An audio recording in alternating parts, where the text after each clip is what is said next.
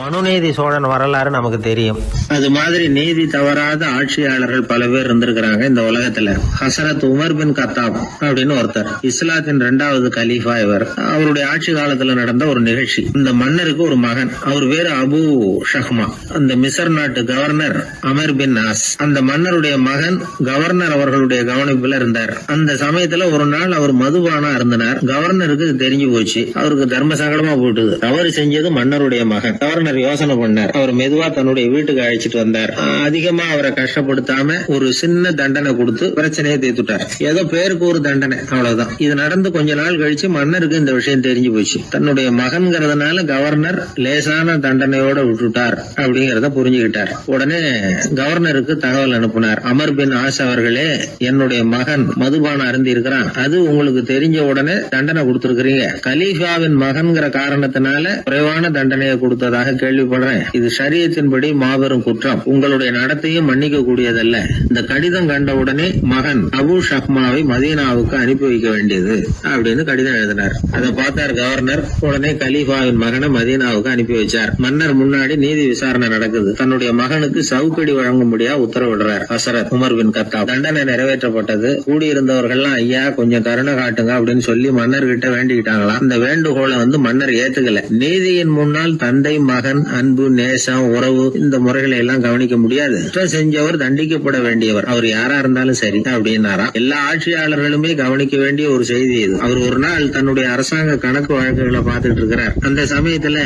அவரை பார்க்க ஒரு பெரிய மனிதர் வந்தார். இவர் தன்னுடைய சொந்த வேலை காரணமா வந்திருக்கிறார் அப்படிங்கறத அவர் புரிஞ்சுக்கிட்டார். உடனே அது வரைக்கும் எரிஞ்சுகிட்டு இருந்த விளக்க அணைச்சிட்டு இன்னொரு விளக்க ஏற்றி வச்சுக்கிட்டாராம். இந்த செயலுக்கு என்ன காரணம்னு கேட்டிருக்கிறார் வந்தவர். இதுக்கு அவரு சொன்னார், ஐயா நீங்க வந்த போது இங்க எரிஞ்சுகிட்டு இருந்தது அரசாங்க விளக்கு, இப்ப எரியறது சொந்த விளக்கு. சொந்த விஷயங்களை பேசுறப்போ அரசாங்க பணத்தை செலவு பண்ணக்கூடாது, அதனாலதான் விளக்க மாத்தினேன் அப்படின்னாராம். இப்படி எல்லாம் பல பேர் இந்த உலகத்துல இருந்திருக்கிறாங்க. ஆனா இப்ப எல்லாம் பல பேர் அப்படி இருக்கிறது இல்ல. ஒருத்தர் அப்படிதான் அரசாங்க விஷயங்களை பார்த்துக்கிட்டு உட்கார்ந்து இருக்கிறார். அந்த சமயத்துல ஒரு பெரிய தொழில் அதிபர் அவரை பார்க்க வந்திருக்கிறார். இவரு சடார்னு எழுந்திருச்சு எரிஞ்சுகிட்டு இருந்த விளக்க அணைச்சுட்டார். எங்கும் ஒரே இருட்டு. ஏன் விளக்க அணைச்சுட்டீங்கன்னு கேட்டிருக்கிறார் வந்தவர். இங்க நடக்கிறது மத்தவங்க கண்ணுல பற்றக்கூடாது அப்படிங்கறதுக்காக தான் விளக்க அணைச்சேன். நீங்க கொண்டு வந்திருக்கிறத அப்படி ஒரு ஓரமா வச்சுட்டு போடுங்க, அதுக்கப்புறமா விளக்க போட்டு நான் எடுத்துக்கிறேன் அப்படின்னாராம் இவர். பத்திரிகையில வர்ற செய்திகளை கூட நகைச்சுவையா சொல்றது உண்டு.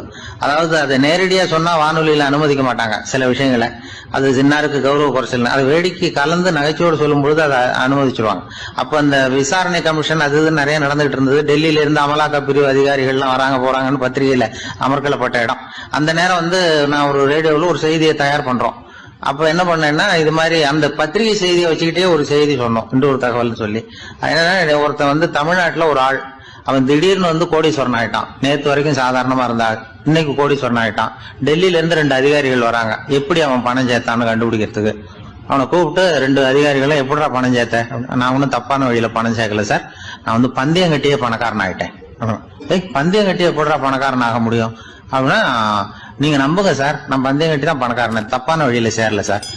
பந்தயம் கட்டி எப்படா கோடீஸ்வரன் அப்படின்னா நாங்க நம்ப முடியாதுன்றான் விசாரிக்க வந்தவன். அப்படின்னா உங்ககிட்ட ஒரு பந்தயம் கட்டட்டுமான்றான் விசாரிக்க வந்தவன்ட்டியே. என்னடா பந்தயம் அப்படின்னா, ஒண்ணுமில்ல சார், இது என் கண்ணு, இது என் பல்லு, என் கண்ணு என் பல்லாலேயே கடிக்கிறேன், எவ்வளவு பந்தயம். விசாரிக்க வந்தா 100 ரூபாய் எடுத்து வச்சான், இதை ப்ரூவ் பண்றான்னு. அப்படியே கண்ணை எடுத்துட்டான். அது பளிங்கு கண்ணு, ஏற்கனவே ஒரு கண்ணு பளிங்கு கண்ணு வச்சுனா எடுத்து கடிச்சு விட்டான். இது விசாரிக்க வந்தாலும் 100 ரூபாய் விட்டுட்டு நிக்கிறான். எப்படி பணம் சேர்த்தான்னு வந்தவன். உடனே இன்னொருத்தன், இவன்ட்ட என்னடா பேச்சு கொடுக்காரா, நம்ம பணம் தான் அங்க போயிட்டு இருக்கு, உனக்கு விசாரிக்க தெரியல, போடா நான் விசாரிக்கிறேன்னு அடுத்த வந்தான். அது நீ ஒழுங்கா சொல்றேன், எப்படிடா பணம் சேர்த்த சார், நீங்க கொஞ்சம் புத்திசாலியா தெரியுது அவரை விட, நீங்களாவது நம்புங்க சார், பந்தயம் கட்டி தான் பணம் சேர்த்தேன், நான் நம்ப முடியாது அப்படின்னா உங்ககிட்ட இன்னொரு பந்தயம் கட்டட்டுமா அப்படின்றான். வேண்டாம், அவனை ஏமாத்தி விட்டேன் ஆள வேண்டான்றான். இல்ல சார், அவரு ஏமாந்தது பொய் கண்ணு, பளிங்கு கண்ணுன்னு தெரியாது, ஏமாந்துட்டார். இப்போ உங்ககிட்ட பந்தயம் கட்டது நெஜம் கண்ணு, இந்த பக்கம் பளிங்கு கண்ணு கிடையாது, நெஜம் கண்ணு, இதை பல்லால கடிக்கிறேன் அப்படின்னு அவன் ஒரு 100 ரூபாய் எடுத்து வச்சான். இவன் அப்படியே பல்செட்டை கட்டினான் தனியா, அப்படியே கட்டி கடிச்சு விட்டான். அதையும் விட்டுட்டான். இவன் உடனே 2 பேரும், இவன்கிட்ட பேச பேச நம்ம பணம் தான் அவன்கிட்ட போயிட்டு இருக்கு, இவன் எப்படி பணம் சேர்த்தான்னு கண்டுபிடிக்கிறதுக்கு டெல்லியில இருந்து வந்திருக்கோம், இவன் மேற்கொண்டு பேசாத, பேச பேச பந்தயம் கட்டுவான். திரும்பி போறதுக்கு ரயிலுக்கு டிக்கெட் சரியா இருக்கா பாடுறான்றான். அவன் கரெக்டா எண்ணி பார்த்து கரெக்டா இருக்குப்பா, மேற்கொண்டு பேசாத, அவன்கிட்ட நம்ம போயிடுவோம், போய் நம்ம அதிகாரிகிட்ட சொல்லிடுவோம்னு சொல்லி போயிட்டு வரேன் சார் அப்படின்னு சொல்லிட்டு மரியாதை போயிட்டாங்க. போய் டெல்லியில பெரிய அதிகாரிகிட்ட போய், சார் அவன்கிட்ட விசாரிச்சு பார்த்தோம் சார், தமிழ்நாட்டுல பந்தயம் கட்டி தான் பணம் சேர்த்தேன்னு சாதிக்கிறான், எங்ககிட்ட ஒரு 200 ரூபாய் வாங்கிட்டான் சார் அப்படின்னு அவருக்கு கோவம் வந்துட்டுது. இந்தியாவுக்கே தலைமை அதிகாரி, இதுக்காகவாடா நீங்க இருக்கீங்க? எத்தனை பேர் இருக்கீங்க உங்களை மாதிரி ஜூனியர் ஆபீசர்ஸ் நம்ம ஆபீஸ்ல இந்தியா பூரா விசாரிக்கிறதுக்கு? அப்படின்னா 30 பேர் இருக்கோம் சார். 30 பேருக்கு அனுபவம் பத்தாது, நான் இந்தியாவுக்கே தலைமை அதிகாரி, அனுபவம் ஜாஸ்தி, உங்களுக்கு ட்ரைனிங் கொடுக்கணும் எப்படி ஒருத்தரை விசாரிக்கிறதுன்னு. 30 பேரும் ஒரு ரூம்ல வந்து உட்காருங்க, ஒரு ஆள் போய் அந்த ஆள் தமிழ்நாட்டில இருந்து இங்க கூப்பிட்டுட்டு வா, வர்ற வரைக்கும் அவன்கிட்ட பேசாதீங்க, பந்தயம் கட்டுவான், மெதுவா கொண்டு வந்து நிறுத்து அப்படின்னா ஒரு ஆள் வந்து ஸ்பெஷலா கூப்பிட்டு போட்டான். இது மாதிரி மேடையில நிறுத்திவிட்டு ஒரு தலைமை அதிகாரி 30 ஜூனியர் அதிகாரிகள் அவங்களுக்கு பயிற்சி கொடுக்குறார். இவனை பார்த்து, ஏய் ஒழுங்கா சொல்லு, எப்படி பணம் சேர்த்த, நான் இந்தியாவுக்கே தலைமை அதிகாரி, என்கிட்ட உண்மையை ஒத்துக்கிட்டீங்கன்னா உன்னை அப்ரூவர் ஆக்கிடுவேன் அல்லது தண்டனையை குறைப்பேன், அந்த அதிகாரம்லாம் என்கிட்ட உண்டு, ஒழுங்கா சொல்லு அப்படிங்கிறார். அவர், சார் நீங்க இந்தியாவுக்கே தலைமை அதிகாரி, அனுபவம் ஜாஸ்தி, நீங்களாவது நம்புங்க சார், நான் பந்தயம் கட்டி தான் பணம் சேர்த்தேங்கிறான்.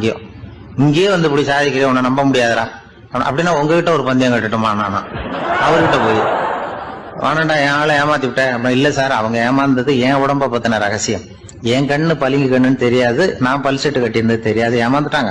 இப்ப நான் உங்ககிட்ட கட்டுற பந்தயம் உங்க உடம்ப பத்தின ரகசியம். என் உடம்புல என்னடா ரகசியம்? முதுகுல, உங்க முதுகுல 1 ரூபா அகலத்துக்கு கருப்பா ஒரு மச்சம் இருக்கு, உண்டா இல்லையானா? இல்லேன்னு தெரியும் அவருக்கு. இல்லடா நேத்து வரைக்கும் இல்ல சார், இப்ப இருக்குது மச்சம் அப்படின்னு உடனே 100 ரூபாய் எடுத்து வச்சார் அவர் தலைமை அதிகாரி. ஒரு 100 ரூபாய் வச்சு சட்டையை கட்டி காட்டுறாரு, மச்சம் இல்ல, இவன் தோத்துட்டான் இங்கிருந்து போனவன்.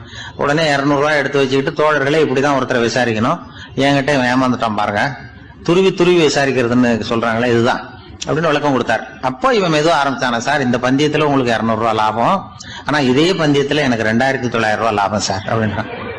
என்னடா பண்ண அப்படின்னு கேட்டிருக்காரு. உங்களுக்கு தெரியாம இந்த 30 பேர்கிட்டையும் தனித்தனியா ஒரு பந்தயம் கட்டியிருக்கேன். 30 பேர்கிட்ட என்னடா பந்தயம் கட்டினேன்? ஒண்ணும் இல்ல சார், உங்க எல்லாரும் முன்னாடியும் உங்க மேல் அதிகாரியை சட்டையை கேட்ட வைக்கிறேன், உங்களுக்கு பந்தயம் கட்டினேன். போயிட்டு பூரா எனக்கு 2900 ரூபாய் லாபம். அவரு பார்த்தா அதிர்ச்சி ஆயிட்டாரு. தலைமை, சார் நீங்க போங்க சார் அப்படின்னு சொல்லி ஒரு ஆளை கொண்டு போய், சாரை கொண்டு போய் மரியாதையா பக்கத்து ரூம்ல விட்டாங்க. இனிமே அவர்கிட்ட யாரும் பேசாதீங்க வாங்கன்னு சொல்லிவிட்டு, அதுக்கப்புறம் தோழர்களே, இவர் பேச ஆரம்பிச்சார், தோழர்களே இனிமே யாரும் தமிழ்நாட்டு பக்கம் விசாரிக்க போகாதீங்க, நீங்க யாராவது போறதுன்னா மத்திய பிரதேசம், உத்தரப்பிரதேசம், இப்படி எத்தனையோ பிரதேசம் போயிட்டு வாங்க, தமிழ்நாட்டுக்கு மட்டும் போகாதீங்க, ஏன்னா அங்க போனா நம்ம பணத்துக்கு ஆபத்து வந்துருது அப்படின்னு சொன்னாருன்னு இந்த கதையை ரேடியோல சொன்னேன். இந்த கதையை உண்மை சம்பவமா சொன்னா அனுமதிச்சிருக்க மாட்டாங்க. இந்த நகைச்சுவைக்கு உள்ள மரியாதை என்னன்னா, அது ஒரு கதை மாதிரி உண்டு பண்ணி இப்படி சொன்னதும், இதுல என்ன என்னுடைய விசேஷம்னா, இந்த ஸ்கிரிப்ட வாங்கிட்டு வர சொல்லி மந்திரியினுடைய பிஏ வந்தார். ஒரு மந்திரி அப்ப இருந்தவர், அவர் பிஏ அடிக்கடி வருவார். வந்து இந்த போன நேத்து முந்தா நாள் ரேடியோல சொன்ன அந்த இன்னொரு தகவல் காப்பி ஒண்ணு வாங்கிட்டு வா அப்படி இப்படின்னு கூப்பிடுவார். மேடையில பேசுறதுக்கு எங்களுக்கு தேவை, உபயோகப்படும்னு கேட்பார். அவரு இந்த நிகழ்ச்சி வந்தப்போ உடனே அன்னைக்கு வந்துட்டார் அந்த பிஏ. இன்னைக்கு காலையில சொன்னீங்களே சார், மந்திரி கேட்கிறாரு மேடையில பேசுறதுக்கு அப்படின்னு. நான் அப்பதான் ஆச்சரியப்பட்டேன், பாருங்க இந்த நகைச்சுவைக்கு உள்ள மரியாதை. அவரே கேட்கிறார், சொல்லப்பட்டதே அவரை பத்தி தாங்கிறது தெரியாம அவரே எப்படி சொல்ல, அதுதான் சிரிப்புக்குள்ள மரியாதைங்கிறது. அது யாரை பத்தி சொல்றோமோ அவருக்கு தெரியாம கூட சொல்லலாம் அதை. அப்படி இது உண்மையில நடந்த சம்பவம். அந்த அமைச்சர் இப்ப இல்ல, உயிரோட எல்லாம் இருந்து வாங்கிட்டு இருந்தார். ஒரு சன்னியாசி, அவரு ஒரு நாள் ஒரு கனவு கண்டாராம். அந்த கனவுல அவர் சொர்க்கத்துக்கு போறார். அங்க ஒரு பெரிய திருவிழா நடந்துகிட்டு இருக்குது. எங்க பார்த்தாலும் அலங்கார வளைவுகள், வண்ணமயமான விளக்குகள், பாதைகள் பூரா மலர்கள், எல்லா கட்டடங்களும் ஒளிமயம். அவ்வளவு கோலாகலமா பிரம்மாண்டமா அந்த திருவிழா நடந்துகிட்டு இருக்குது. அது என்ன திருவிழாங்கிறது இந்த சன்னியாசிக்கு புரியல. அங்க எதிரில் வந்துகிட்டு இருந்த ஒருத்தரை நிறுத்தி, என்ன விசேஷம் இங்க அப்படின்னு விசாரிச்சாராம். உனக்கு தெரியாத விஷயம், இன்னைக்கு இறைவனுக்கு பிறந்த நாள், அதைத்தான் எல்லாரும் சேர்ந்து கொண்டாடுறோம். இதுக்காக பிரம்மாண்டமான ஊர்வலம் ஒன்று வரப்போகுது, இறைவனே அந்த ஊர்வலத்தில் கலந்துக்கிறார் அப்படின்னார் அவரு. உடனே அந்த சன்னியாசி ஒரு மரத்து நிழல்ல ஒதுங்கி நின்றுக்கிட்டார். ஊர்வலம் வந்துகிட்டு இருக்குது.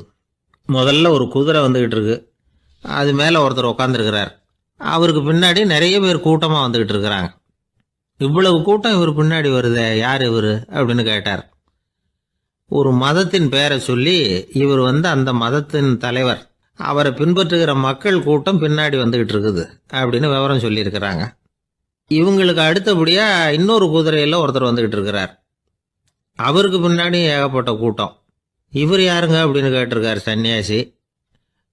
அங்க இருக்கிறவங்க விவரம் சொல்லியிருக்கிறாங்க. இன்னொரு மதத்தின் பெயரை சொல்லி, இவர் அந்த மதத்தினுடைய தலைவர், அவர் வழியை பின்பற்றுகிறவர்கள் அவர் பின்னாடி கூட்டமா வந்துகிட்டு இருக்கிறாங்க அப்படின்னு இருக்காங்க. இப்படி ஒவ்வொருத்தராக குதிரை மேலே வந்துக்கிட்டே இருக்கிறாங்க. அவங்கள பின்பற்றியும் ஒவ்வொரு கூட்டம் வந்துக்கிட்டே இருக்குது. அந்த பெரிய ஊர்வலம் அது பாட்டுக்கு போய்கிட்டு இருக்குது. கடைசியாக அது முடிஞ்சது ரொம்ப நேரம் கழித்து. அதுக்கப்புறம் கொஞ்சம் நேரம் கழித்து ஒரு வயசான ஆள் குதிரை மேலே வந்துக்கிட்டு இருக்கிறார். ஆனால் அவருக்கு பின்னாடி யாருமே இல்லை. அவர் பரிதாபமாக தனியாக வந்துக்கிட்டு இருக்கிறார். அவர் அந்த ஊர்வலத்தை சேர்ந்தவரா இல்லையாங்கிறதே தெரியல. இவர் யார், இவர் ஏன் இப்படி தனியாக வந்துக்கிட்டு இருக்கிறார் அப்படின்னு கேட்டிருக்கார் அந்த சன்னியாசி. என்னது இப்படி கேட்குறீங்க? இவர் தான் கடவுள். இவருக்காக தான் இன்னைக்கு இந்த ஊர்வலமே நடக்குது. இவருக்கு தான் இன்னைக்கு பிறந்த நாள். முன்னாடி போகிற ஊர்வலம் பூரா இவருடைய பிறந்த நாளை கொண்டாடுறதுக்காக தான் அப்படின்ட்டுருக்காங்க. இதை கேட்டதும் அந்த சன்னியாசிக்கு திடுக்குன்னு தூக்கி போட்டிருக்கு. இது வரைக்கும் கனவு கண்டுகிட்டு இருந்தவர் முடிச்சுக்கிட்டார். அதுக்கப்புறம் தான் யோசித்து பார்த்துருக்கார். உண்மைதான், மக்கள் எல்லாரும் வந்து பக்தி மார்க்கத்தில் போகிறதா நினச்சிக்கிட்டு பாதம் மாறி போயிட்டு இருக்கிறாங்க. கடவுளை பின்பற்றுவதாக நினைக்கிறாங்க பக்தர்கள். ஆனால் கடவுளுக்கு பின்னாடி யாருமே இல்லை. இன்னமும் இயல்பாக இதை பற்றி யோசித்து பார்த்தா உண்மைக்கு பின்னாடி தான் நான் போய்கிட்டு இருக்கேன் அப்படின்னு நிறைய பேர் சொல்கிறாங்க. ஆனால் அந்த உண்மை வந்து அனாதையாக போய்கிட்டு இருக்குது. அப்படி ஆயிட்டுது உலகம். இந்த காலத்துலேயும் ஒரு ஊர்வலம், ஒரு பெரிய மனுஷருக்கு பிறந்த நாள் விழா. அவர் குதிரை மேலே ஏறி முன்னாடி போய்கிட்டு இருக்கிறார். அவருக்கு பின்னாடி ஒரு 100 பேர் தொண்டர்கள் அவங்க பாட்டுக்கு போகிறாங்க. எல்லாம் பணம் கொடுத்து ஏற்பாடு பண்ணவங்க. எல்லாம் பணம் வாங்கிட்டு முன்னாடி போயிட்டு இருக்கிறாங்க. கொஞ்சம் தூரம் நடந்ததும் கால் வலிக்க ஆரம்பிச்சுட்டுது. ஒவ்வொருத்தரும் அப்படியே ஒதுங்க ஆரம்பிச்சிட்டாங்க. அதான் முன்னாடியே பணம் கிடைச்சிட்டுதே, இனிமேல் ஒதுங்கினா என்னன்னு ஒதுங்கிட்டாங்க. ஒரு கட்டத்தில் குதிரையில் போகிறவர் தற்செயலாக திரும்பி பார்க்குறாரு. பின்னாடி யாருமே இல்லை. எல்லாரும் ஓடி போயிட்டாங்க. ஒரே ஒரு ஆள் மட்டும் ரொம்ப விசுவாசமாக பின்னாடி நடந்து வந்துக்கிட்டு இருந்தான். ஏன்ப்பா நீ மட்டும் வந்துக்கிட்டு இருக்கிறியே, நீ வீட்டுக்கு போகலையான்னு கேட்டிருக்காரு அவர். நீங்கள் அந்த குதிரையையும் அதுக்குள்ள வாடகை பணத்தையும் கொடுத்துட்டீங்கன்னா நானும் போயிடுவேன் அப்படின்னு நானும். இந்த ஆள் கங்கை கரை தோட்டம் பக்கத்தில் ஒரு ஆசிரமம். அங்கே ஒரு பெரியவர் தங்கி இருக்கிறார். அவர் தான் ராமகிருஷ்ண பரமஹம்சர். அந்த ஆசிரமம் இருந்த இடம் கரக்பூர். வங்காளத்தில் பொதுவாக எல்லாரும் மீன் சாப்பிட்றது உண்டு. கங்கையில் குளிச்சுட்டு கையில் ஒரு மீனோடு வர்றது வழக்கம். இவர் இருக்கிற இடத்துக்கு கங்கையில் படகு வழியாக வரணும். அப்படி தான் எல்லாரும் வருவாங்க. வர்றவங்கள ஒன்று கூட்டி ஆன்மீக விஷயங்களை பற்றி பேசிக்கிட்டு இருப்பார். ஒவ்வொரு நாள் ஒவ்வொருத்தர் நகரத்துக்கு போகணும். வரும்பொழுது மீன் கொண்டுகிட்டு வரணும். அதுக்கு ஒரு அட்டவணையே உண்டு ஆசிரமத்தில். அது பிரகாரம் ஒரு நாள் சுவாமி யோகானந்தர் படகுல போனார். படகை செலுத்தினவங்க ராமகிருஷ்ணரையும் சுவாமி யோகானந்தரையும் மற்றவங்களையும் பித்தர்கள் அப்படின்னு சொல்லி ஏளனமாக பேசினாங்க. அவங்க என்ன பைத்தியம் பிடிச்சவங்க அப்படிங்கிறது மாதிரி. சுவாமி யோகானந்தருக்கு ரொம்ப மென்மையான இதயம். இவங்க இப்படி கண்ணாபின்னான்னு பேசுகிறத பார்த்தா மீனை வாங்கிட்டு திரும்புகிறப்போ என்ன நடக்குமோ அப்படிங்கிற பயம் வேற வந்துட்டுது அவருக்கு. அவ்வளவு மென்மையானவர். இதை தெரிஞ்சுக்கிட்ட ராமகிருஷ்ணர் யோகானந்தா இங்கே வா அப்படின்னு கூப்பிட்டார். இவர் கண்ணீரை தொடச்சிக்கிட்டே கிட்ட போனார். சொன்னார், ஐயா, படகு ஓட்டுறவங்க உங்களை பற்றி மோசமாக பேசுகிறாங்க. என்ன திட்டினா பரவாயில்ல, ஆனால் உங்களை அவங்க திட்டுறாங்க. அதை என்னால் தாங்கிக்க முடியல அப்படின்னார். இதை கேட்டதும் ராமகிருஷ்ணருக்கு கோபம் வந்துட்டு தான். என்னது, உன்னுடைய குருவை பற்றி அவங்க மோசமாக பேசும்பொழுது நீ சும்மா இருந்தியா? வெளியில் போ அப்படின்னு விட்டார். குரு நிந்தனை செய்கிறப்போ அதை கேட்டுக்கிட்டு சும்மா இருக்கலாமா? குரு நிந்தனையை கேட்டால் பாவம் இல்லையா? என்னை தூற்றும் போது அவங்க வந்து பாவம் செய்கிறாங்க. அதை கேட்டுக்கிட்டு நீ சும்மா இருந்தால் நீயும் பாவம் செய்கிற அப்படின்னாராம். அடுத்த நாள் சுவாமி நிரஞ்சனானந்தர் போக வேண்டிய நாள். இவர் படகுல போகும்பொழுதும் அதே மாதிரி நடந்துதான். அவங்க மோசமாக பேச ஆரம்பித்தாங்க, திட்ட ஆரம்பித்தாங்க. அப்படி கேலி பண்ண ஒருத்தனை இவர் என்ன பண்ணார், பலார்னு கன்னத்தில் அரைஞ்சிட்டார். இன்னொருத்தனை கங்கையில் தூக்கி எறியறதுக்கும் தயாராகிட்டார். அதுக்கப்புறம் அவங்க யாரும் வாயை திறக்கலை. மீன் வாங்கிட்டு வர்றப்பவும் படகுல ஒரே அமைதி. அவ்வளவு பயம் அவங்களுக்கு. ராமகிருஷ்ணர் கூப்பிட்டு விசாரித்தார் என்ன நடந்ததுன்னு. இவர் சொன்னார், அவர் யோகானந்தா போகும்பொழுது என்ன நடந்ததோ அப்படியே தான் இப்பவும் நடந்தது. குரு நிந்தனை செய்கிறத கேட்டுக்கிட்டு நான் சும்மா இருப்பேனா? ஒருத்தனை அப்படியே அரைஞ்சுட்டேன், இன்னொருத்தனை ஆற்றுல தூக்கி போட்டுருவேன்னு பயமுறுத்தினேன், அவ்வளவுதான் அப்படின்னாராம். இப்போவும் ராமகிருஷ்ணருக்கு கோபம் வந்துட்டு தான். என்ன இது, அணியறது காஷாயம், இருக்கிறது ஆசிரமம், உனக்கு இவ்வளவு கோபம் வந்ததுன்னா அப்புறம் என்னத்துக்கு ஆசிரமத்தில் இருக்கணும்? பிரம்மச்சாரி எப்பவும் அமைதியாக இருக்கணும் அப்படின்னு அறிவுரை சொன்னாராம் ராமகிருஷ்ணர். அப்போ இவர் கேட்டாராம், ஏங்க அவருக்கு ஒரு விதமான அறிவுரை சொன்னீங்க, எனக்கு வேற விதமாக அறிவுரை சொல்கிறீங்க, இதில் எது உண்மை அப்படின்னு கேட்டிருக்கார். இதுக்கு ராமகிருஷ்ணர் சொன்ன பதில் என்னன்னா, அட அசடே, சக்கரத்தில் காற்று அதிகமாக இருந்தால் குறைக்கணும், குறைச்சலாக இருந்தால் கூட்டணும். அவன் சாது, அவனுக்கு அதிக உணர்ச்சி தேவை, உனக்கு படபடப்பு அதிகம், உனக்கு பொறுமை தேவை அப்படின்னாராம். இதில் உள்ள கருத்து என்னன்னா, கல்விங்கிறது எப்படின்னா அதை சூழ்நிலைக்கு தகுந்த மாதிரி கற்பிக்கணும். எல்லாருக்கும் ஒரே மாதிரி கற்பிக்கக்கூடாது. கேட்குற ஒரு தகுதி, புரிஞ்சுக்கிற திறமை, இதை பொறுத்து கல்வி அமையணும். ஆரம்ப காலத்தில் ஒரு குரு, அப்போ ஒரு சீடன் இருந்தான். அது வேடிக்கையான குரு, வேடிக்கையான சீடன். ஒரு ஆசிரமம். ஒரு நாள் ஒருத்தன் அவசரமாக அந்த குருவை தேடி வந்திருக்கிறான். என்ன விஷயம்னு விசாரித்தார் குரு. உங்கள் சீடர் என்னை அடிச்சுட்டார் அப்படின்னு புகார் பண்ணானா அந்த ஆள். குரு சீடனை கூப்பிட்டார். அடிச்சியா இந்த ஆளை அப்படின்னு கேட்டாராம். ஆமான் இருக்கான் சீடன். ஏன் அடிச்சே அப்படின்னு கேட்டாராம். இந்த ஆள் உங்களை பற்றி மட்டமாக பேசிவிட்டான், என்னால் அதை தாங்கிக்க முடியல, அதனால தான் அடிச்சுட்டேன்ருக்கான். அப்படி என்ன பேசினா அப்படின்னு கேட்டாராம். உன்னுடைய குருநாதர் இப்போல்லாம் அர்த்தமில்லாமல் பேச ஆரம்பிச்சுட்டார் அப்படின்னு சொல்லிவிட்டான், அதனால தான் அடிச்சுட்டேன் அப்படின்னு நானாம். அதுக்காக அடிச்சே அப்படின்னாராம். நான் அதுக்காக அடிக்கல குருவே, இப்பெல்லாம் நீங்கள் அர்த்தமில்லாமல் பேசுறதாக அவன் சொல்கிறான் அப்படின்னா இதுவரைக்கும் நீங்கள் அர்த்தத்தோடு பேசினதாகத்தானே அர்த்தம், அது தப்பு தானே, அதனால தான் அடித்தேன் அப்படின்னு நானாம். ஒரு சீன தேசத்து அரசர் இருந்தார். அவருக்கு வயசாயிட்டுது. அவருக்கு அடுத்தபடியாக அவருடைய புள்ள பட்டத்துக்கு வரணும், ஆட்சி பொறுப்பை ஏற்றுக்கணும். ஒரு நல்ல தலைவனுக்கு இருக்க வேண்டிய பண்புகள்லாம் தன்னுடைய மகனுக்கு இருக்கணும்னு விரும்பினார் அந்த அரசர். அதனால் இளவரசனை பக்கத்தில் இருந்த ஒரு குரு கிட்ட அனுப்புனார். இளவரசன் அவர்கிட்ட போய் சேர்ந்தான். அந்த குரு என்ன பண்ணார் தெரியுமா? இவனை பார்த்து சொன்னார், இதை பாருப்பா, நீ என்ன பண்ணுற, இப்போவே பக்கத்தில் இருக்கிற காட்டுக்கு போ, நடு காட்டில் போய் ஒரு இடத்துல உட்காந்துக்கோ, அங்கே என்னென்ன சத்தம்லாம் உன் காதில் விழுதுன்னு கவனித்து கேளு, உன் காதில் விழுந்த ஓசைகள் என்னென்னங்கிறத என்கிட்ட சொல்லு, அதுதான் எனக்கு தெரியணும், உனக்கு வேலையும் அதுதான் அப்படின்னு சொல்லி அனுப்பி வச்சுட்டார். இளவரசன் காட்டுக்கு போனான். குரு சொன்னபடியே ஒரு இடத்துல உட்காந்து கவனித்து கேட்டான். அதுக்கப்புறம் குருக்கிட்ட திரும்பி வந்தான். என்னென்ன சத்தம்லாம் கேட்ட அப்படின்னு கேட்டார் குரு. குருவே, காட்டில் நான் பறவைகள் சத்தம்லாம் கேட்டேன், மிருகங்களின் ஓசையையும் கேட்டேன், இதை தவிர இடி மின்னல் மழை இதுகளோட சத்தத்தையும் கேட்டேன் அப்படின்னா. குரு யோசனை பண்ணார், நீ இன்னமும் சரியாக கேட்கல, அதனால் மறுபடியும் காட்டுக்கு போ, கொஞ்ச நாள் தங்கியிருந்து கேட்டுட்டு வா அப்படின்னார். இளவரசனுக்கு ஒன்றும் புரியல. இருந்தாலும் குருவின் கட்டளையாச்சே, மறுக்க முடியுமா? உடனே அவன் மறுபடியும் காட்டுக்கு போனான். ஒரு இடத்துல உட்காந்தான். கொஞ்ச நேரம் உன்னிப்பாக கவனித்து கேட்டான். சில நாள் கழித்து குருக்கிட்ட திரும்பி வந்தான். குருவே, இந்த தடவை சில துல்லியமான சத்தங்களை எல்லாம் கேட்டான். தேனி பறக்கிற சத்தம், நீரோடையின் மெல்லிய ஓசை, இதெல்லாம் கேட்டேன்னா. குரு சிரிச்சார். நீ மறுபடியும் காட்டுக்கு போ, இன்னும் சில நாள் அங்கே இரு, முழுமையாக கவனமாக கேட்டுட்டு வா அப்படின்னு சொல்லி அனுப்பி வச்சுட்டார். இளவரசனுக்கு குழப்பம் அதிகமாயிட்டுது. ஒன்றுமே புரியல. மறுபடியும் காட்டுக்கு போனான். மௌனமாக ஒரு இடத்துல உட்காந்துட்டான். அப்படியே தியானத்தில் ஆழ்ந்துட்டான். சில நாளில் அவனுக்கு இதுவரை கேட்காத ஓசைகள்லாம் கேட்க ஆரம்பிச்சிட்டுது.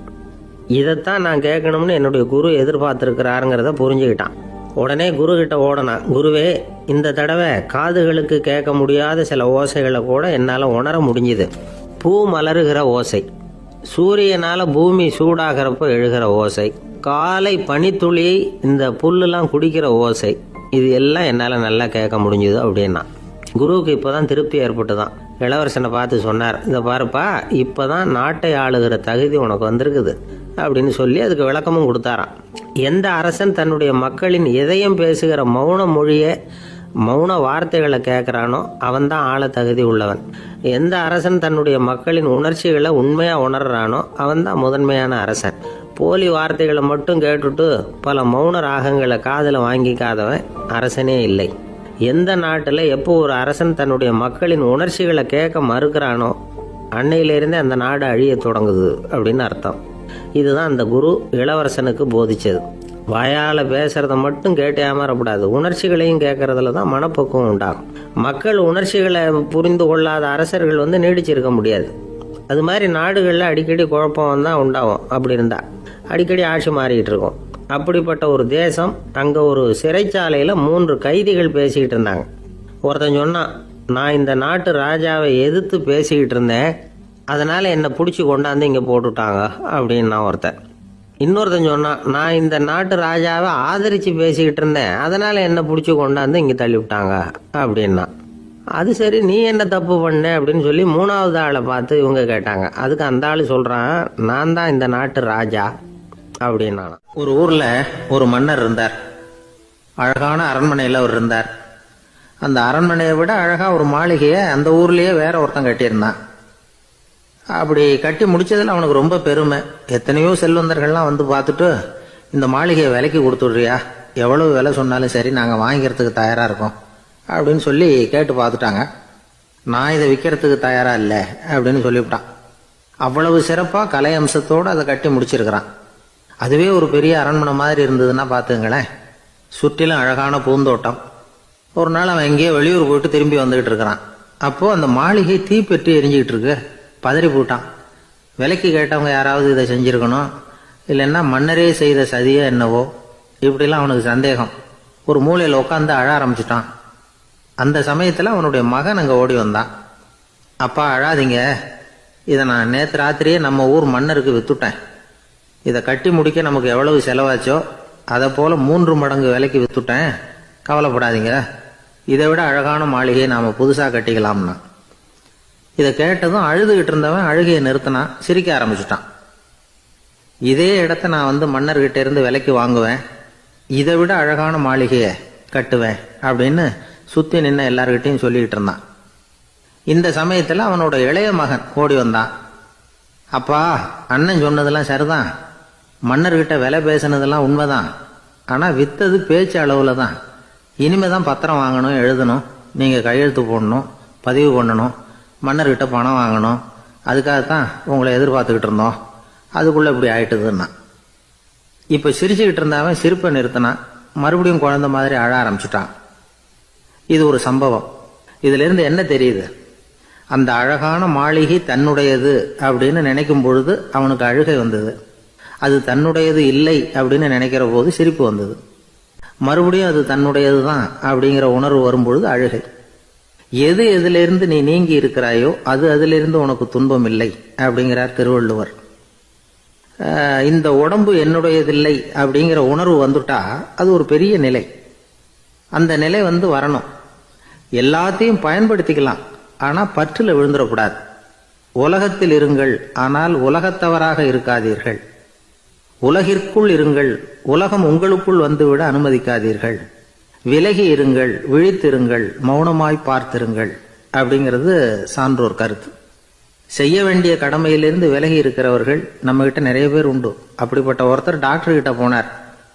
டாக்டர், நான் ஒரு கவர்மெண்ட் ஆபீஸில் வேலை பார்க்குறேன், எனக்கு ஒரே அசதியா இருக்கு, என்னை சோதிச்சு பாருங்க, ஆலோசனை சொல்லுங்க ஏதாவதுன்னார்.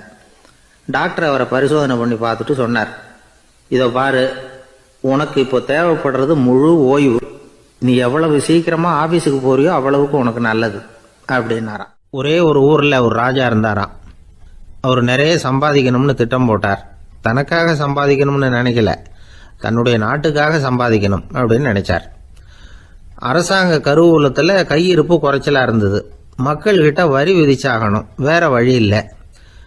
ஆனாலும் அந்த ராஜா வந்து மக்கள் கஷ்டப்படக்கூடாது அப்படின்னு நினைக்கிறவர். மக்கள் வந்து வரியையும் கட்டணும், அதே நேரத்தில் அவங்க சிரமப்படவும் கூடாது. இதுக்கு தகுந்த மாதிரி ஒரு திட்டம் போட்டார். அது பிரகாரம் என்ன பண்ணார்னா, அந்த நாட்டில் ஒரு 3 பெரிய குளங்களை தோண்டினார். அது நிறைய தண்ணீரை நிரப்புனார். அதுக்கப்புறம் எங்கேயோ தேடி பிடிச்சி 3 விதமான மீன்களை கொண்டுகிட்டு வந்தார். அந்த 3 குளங்கள்லையும் விட்டார். அதை ஒவ்வொரு குளத்துலையும் ஒவ்வொரு விதமான மீன்கள். அந்த மீன்களுக்கு அபூர்வமான ஒரு சக்தி உண்டு. அது எப்படின்னா, அந்த குளத்துல குளிக்க வர்றவங்களுக்கு அந்த மீன்கள் கடிக்கும் பொழுது வலி ஏற்படுறதில்ல. அதுக்கு பதிலாக மகிழ்ச்சி நிறைந்த ஒரு இனிமையான உணர்வை அவங்க வந்து அனுபவிச்சாங்க.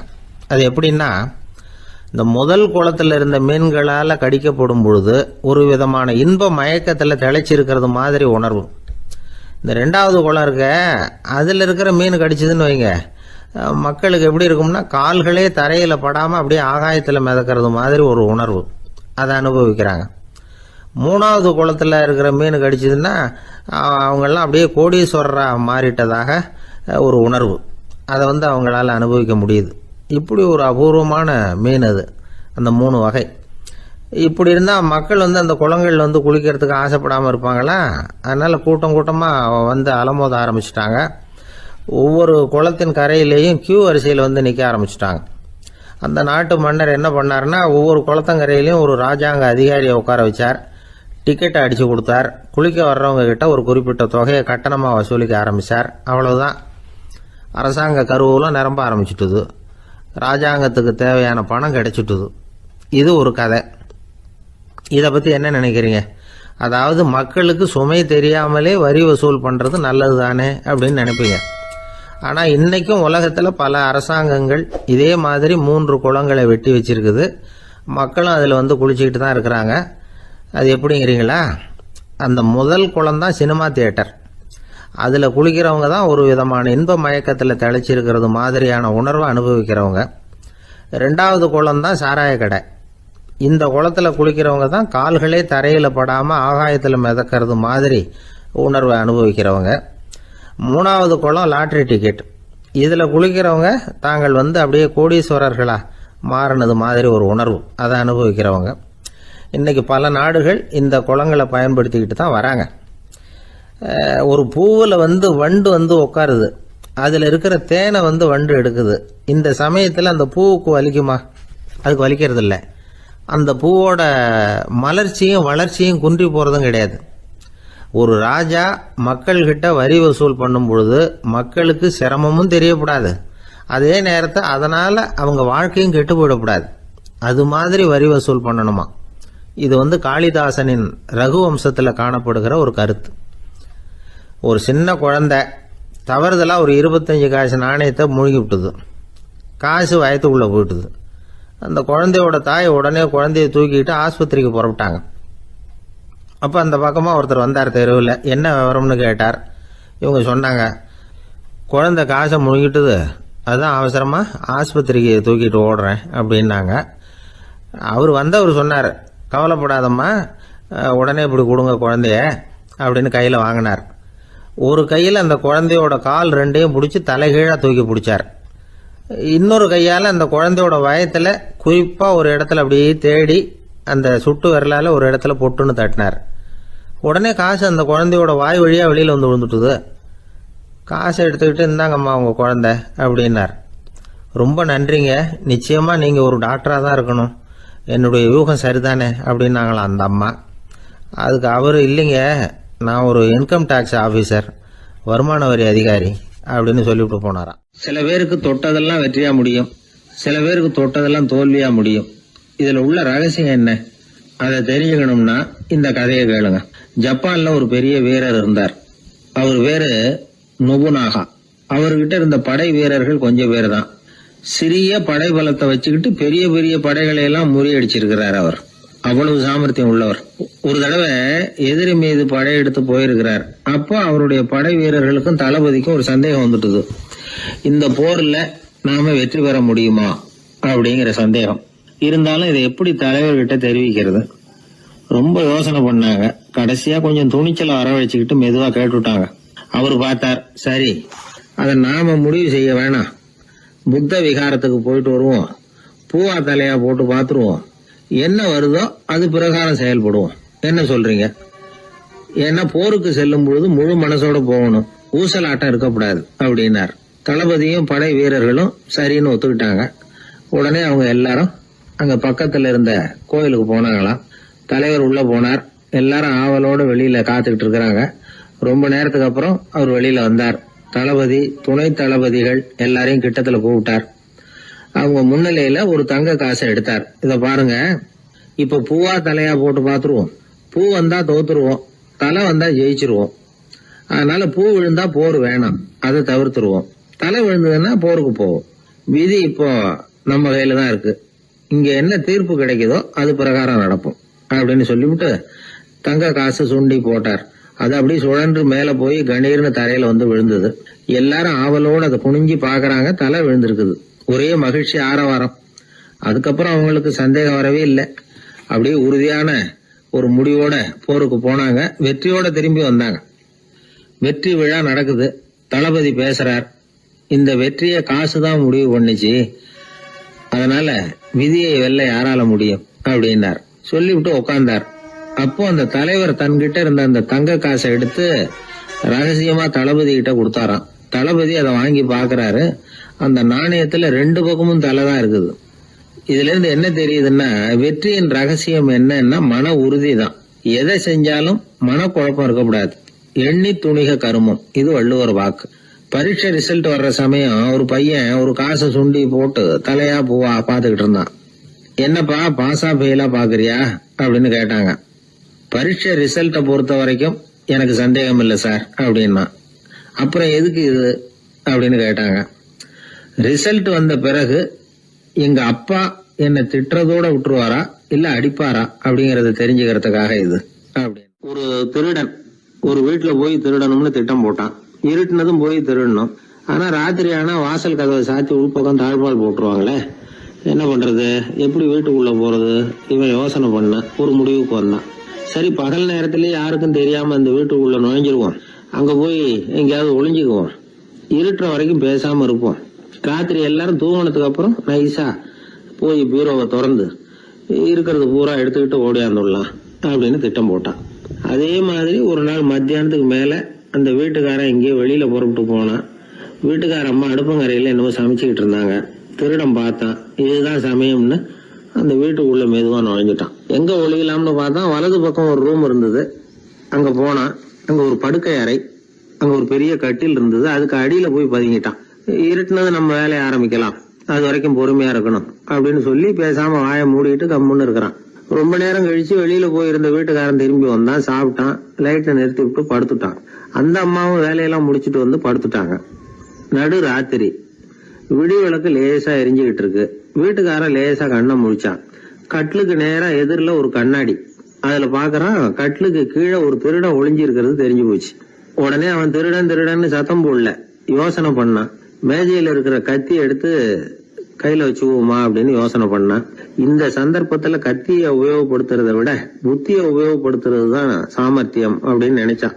உடனே அது பிரகாரம் செயல்பட ஆரம்பிச்சிட்டான். என்ன பண்ணான் தெரியுமா? எதையும் வெளியில காட்டிக்காம ரொம்ப சர்வசாதாரணமா தன்னுடைய மனைவி கிட்ட பேச ஆரம்பிச்சான். மனைவியும் புத்திசாலி, அதனால அவங்களுக்கு தெரியும்.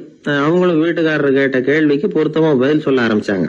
இவன் கேட்டான், இத பாரு, நமக்கு குழந்தை பிறந்தா அதுக்கு கிருஷ்ணமூர்த்தின்னு தான் பேர் வைக்கணும் அப்படின்னா.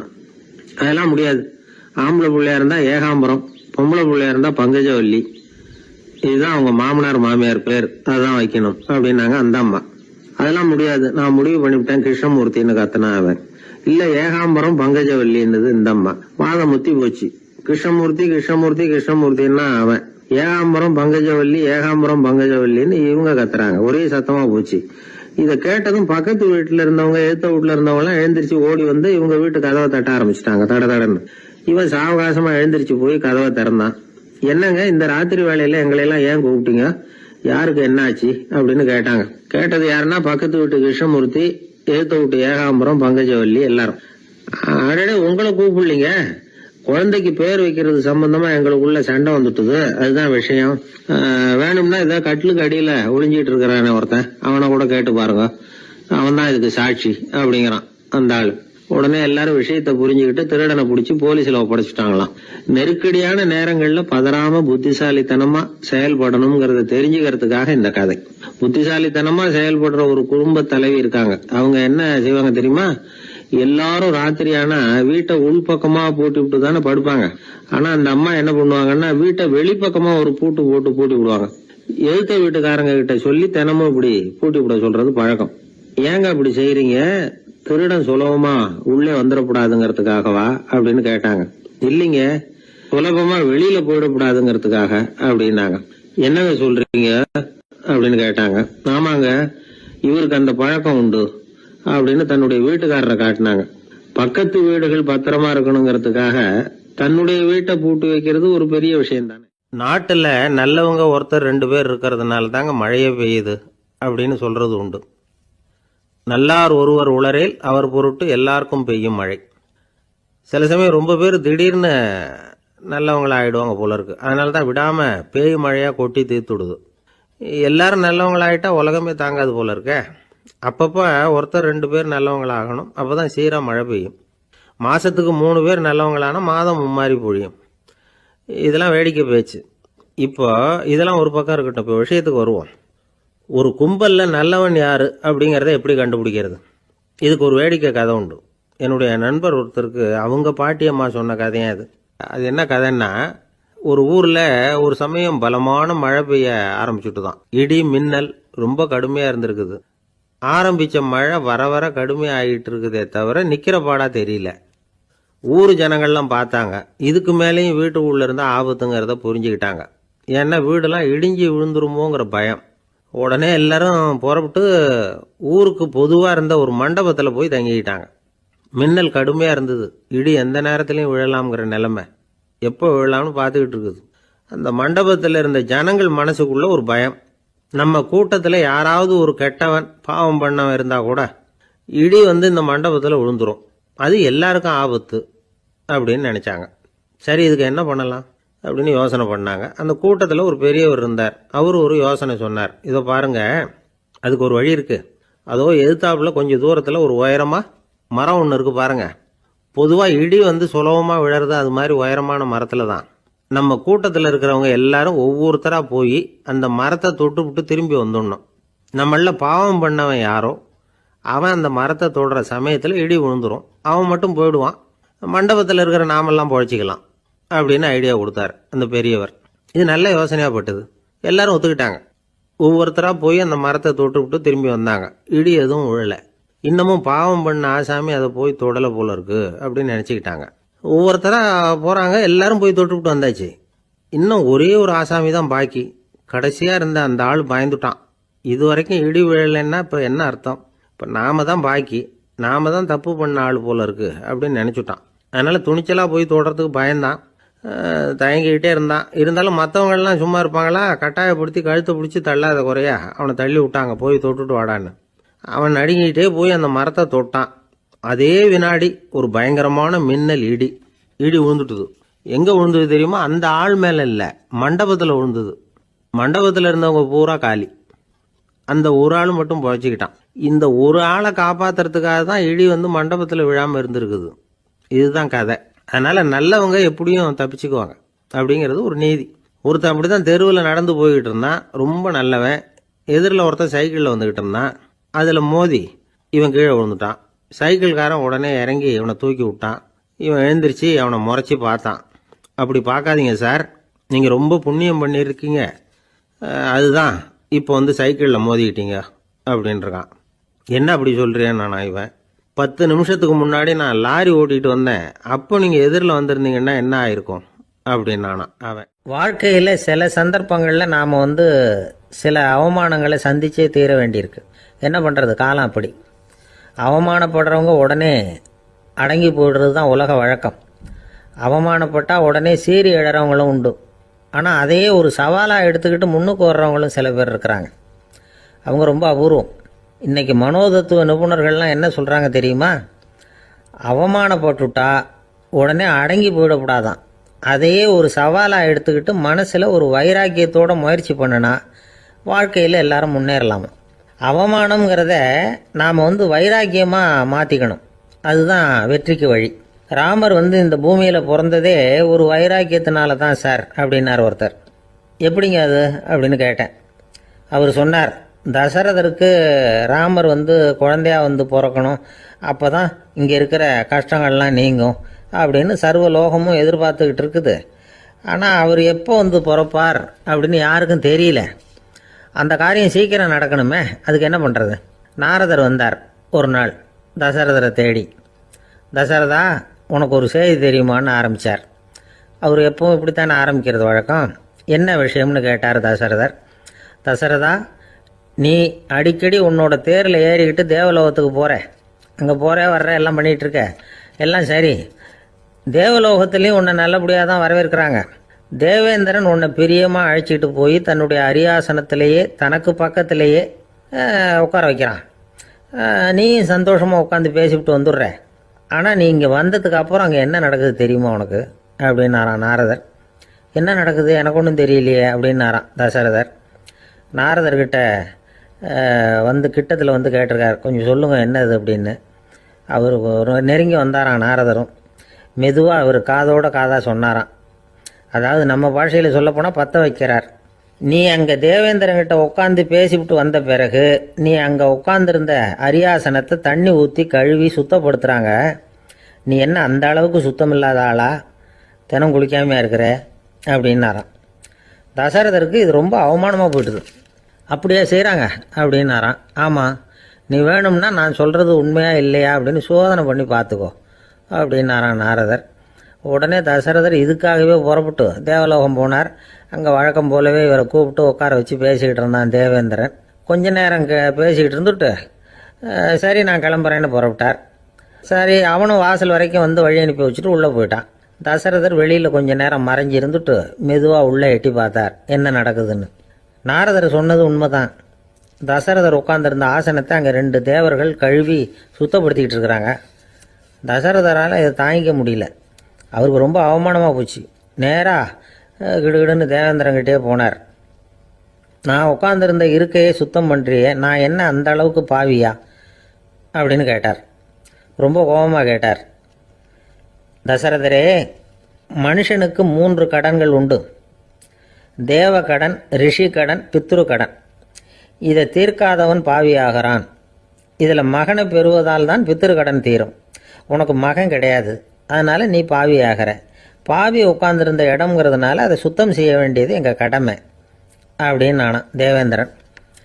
இந்த இடத்துல தசரதருக்கு ஏற்பட்ட அவமானம் ஒரு வைராக்கியமாக மாறிச்சு. தேவேந்திரனே கேட்டுக்கோ, ஒரு மகனை பெற்ற பிறகு தான் இந்த சபையில் மறுபடியும் அடி எடுத்து வைப்பேன் அப்படின்னு சொல்லிவிட்டு போயிட்டாராம். போய் புத்திர காமேஷ் யாகம் பண்ணார். புத்திரர்கள் பிறந்தார்கள்.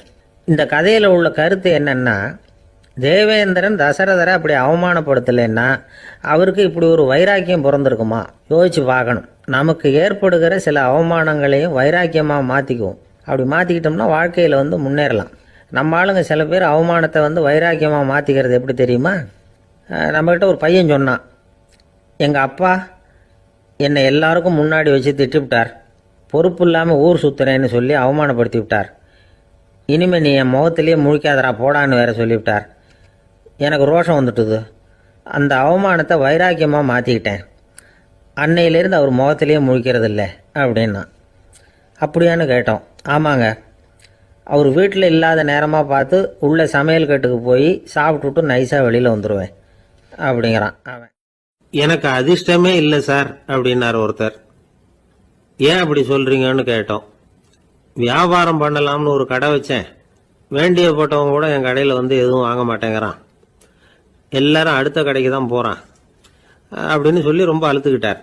இதுக்கு போய் அதிர்ஷ்டம் இல்லைன்னு சொல்லாதீங்க. வாடிக்கையாளர்களை கவர்றது எப்படிங்கிறது உங்களுக்கு தெரியல, அதுதான் குறை அப்படின்னும். சார், உங்களுக்கு தெரிஞ்ச அந்த ரகசியத்தை எனக்கும் கொஞ்சம் சொல்லி கொடுங்களேன் அப்படின்னார். சரி, உங்கள் காதை இப்படி கொடுங்க அப்படின்னு சொல்லி அது சம்பந்தமாக பெரிய வல்லுநர்கள் சொல்லியிருக்கிற கருத்துக்களை அவர்கிட்ட சொல்ல ஆரம்பித்தோம். அதாவது இந்த வாடிக்கையாளர்களை கவர்றதுக்கு வல்லுநர்கள் பல ஆலோசனைகளை ஏற்கனவே சொல்லி வச்சிருக்கிறாங்க. அது சம்பந்தமாக அனுபவப்பட்டவங்க, அதை தெரிஞ்சு வச்சுக்கணும். அதாவது கடை வச்சிருக்கிறவங்க எல்லாரும் இதை கொஞ்சம் காதில் வாங்கி வச்சுக்கணும். எதை இப்போ சொல்ல போகிறத. எப்பவும் பணத்தை சம்பாதிக்கிறதுலேயே குறியாக இருக்கக்கூடாதான். அதை விட முக்கியமாக நீங்கள் சம்பாதிக்க வேண்டியது வாடிக்கையாளர்களுடைய மன நிறைவு.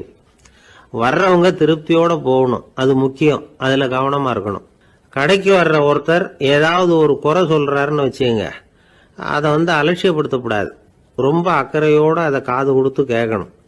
அப்படியா சார், அதை நான் அவசியம் கவனிக்கிறேன் அப்படின்னு சொல்லணும். ஒருத்தர் வரார், சார் நேற்றுக்கு உங்கள் கடையில் இதை நான் வாங்கிட்டு போனேன், வீட்டில் இது வேணான்னு சொல்லிவிட்டாங்க, அது திருப்பி கொடுக்கறதுக்காக தான் வந்திருக்கிறேன் அப்படின்னு சொல்லி திருப்பி கொடுக்குறார். உடனே நீங்கள் முகம் சுளிக்கக்கூடாது, எரிச்சல் படக்கூடாது. வழக்கம் போல் நிதானமாக முகம் அலர்ச்சியோடு அதை திருப்பி வாங்கிக்கணும். இவ்வளவு ரூபாய்க்கு சாமான் வாங்கினா இந்த ஸ்பூன் அன்பளிப்பு, இப்படி ஏதாவது கொடுக்கலாம். பண்டிகை காலங்கள்லேயும் பொருள்கள் வாங்குறவங்களுக்கு இப்படி ஏதாவது பொருத்தமாக ஒரு அன்பளிப்பு கொடுக்கலாம். நீங்கள் கொடுக்கறது ஒரு சர்வசாதாரணமான பொருளாக இருந்தால் கூட அது வாங்குற ஒரு மனசில் ஒரு மகிழ்ச்சியை ஏற்படுத்தும். எதுவும் உங்களால் கொடுக்க முடியலன்னா உங்கள் முகம் நிறைஞ்ச சிரிப்பையாவது கொடுங்க, அது போதும். உங்கள் கடையில் இல்லாத ஒரு பொருளை வாடிக்கையாளர் கேட்குறார், உடனே இல்லைன்னு முகத்தில் அடித்தது மாதிரி சொல்லிடக்கூடாது. கொஞ்சம் உட்காருங்க சார் அப்படின்னு சொல்லி உங்கள் பணியாளர் யாரையாவது அனுப்பி வெளியிலேருந்து வாங்கிட்டு வர சொல்லி அவர்கிட்ட கொடுக்கலாம். சில பேர் உங்க கடைக்கு வரும்பொழுது அவங்க வீட்டு குழந்தைகளையும் கூப்பிட்டுக்கிட்டு வர்றாங்கன்னு வைங்க. நீங்க என்ன செய்யணும்னா அந்த குழந்தைகளை முதல்ல கவனிக்கணும். அது கன்னத்தை கிள்ளணும், அதுகிட்ட விளையாடணும், அதுக்கு ஏதாவது மிட்டாய் பிஸ்கட் எதையாவது கொடுத்து அது கவனத்தை கவரணும். அதுக்கப்புறம் பெரியவங்களை கவனிக்கலாம். உங்க கடையில வேலை செய்யற பணியாளர்கள் சுத்தமா இருக்கணும். சிரிச்ச முகம், சுறுசுறுப்பு, இது ரெண்டும் அவங்களுக்கு தேவை. அழுது வடிஞ்சிக்கிட்டு இருக்கக்கூடாது. அப்புறம் இன்னொரு விஷயம், அதிகமா பொருள் வாங்குற ஒருத்தர்கிட்ட அதிக மரியாதையாகவும், குறைச்சலா பொருள் வாங்குறவர்கிட்ட வேற விதமாகவும் நடந்துக்க கூடாது. எல்லாருக்கிட்டையும் சமமா நடந்துக்கணும். 5 ரூபாய்க்கு வாங்கினாலும் சரி, 500 ரூபாய்க்கு வாங்கினாலும் சரி, அவங்க கிட்ட நீங்க காட்டுற மரியாதையில வித்தியாசம் இருக்கக்கூடாது. எல்லாத்துக்கும் மேல உங்க கடையில ஒரு பொருள் வாங்கினா அது உண்மையானதா இருக்கும், தரமுள்ளதா இருக்கும் அப்படிங்கிற நினைப்பு ஜனங்களுக்கு வரணும். அதனால தரமான பொருளையே நீங்க உங்க கடையில வச்சிருக்கணும். இது வரைக்கும் நான் சொன்னதையெல்லாம் கவனத்துல வச்சுக்கிட்டு நீங்க கடையை ஆரம்பிச்சீங்கன்னா வியாபாரம் பிச்சுக்கிட்டு போகும்.